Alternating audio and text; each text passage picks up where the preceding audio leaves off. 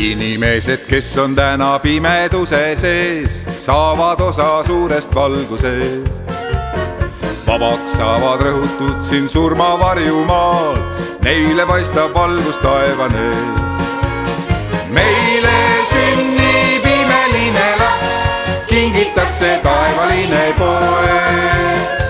Rahu saavad tema kaitse all, kõik küljatud ja ära põlatud.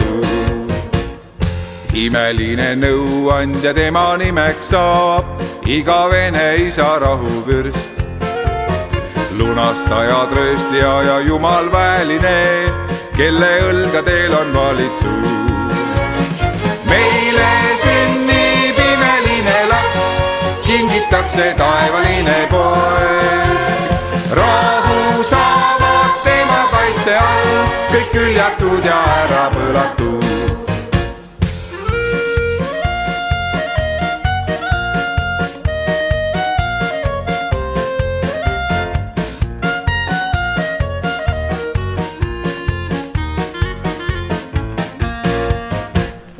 Suure rõõmu hõiskamise rahvale ta pool, orjusest meid kõiki vabastab.